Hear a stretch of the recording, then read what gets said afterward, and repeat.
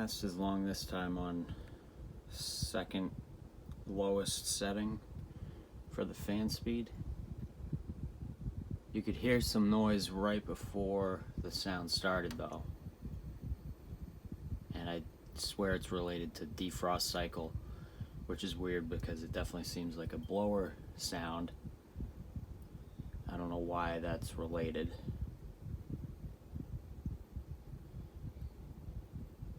Really, I don't think it's refrigerant related, but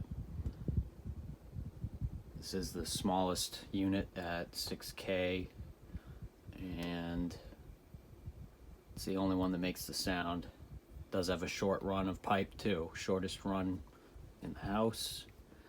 The one upstairs, 18,000 BTU, is running right now.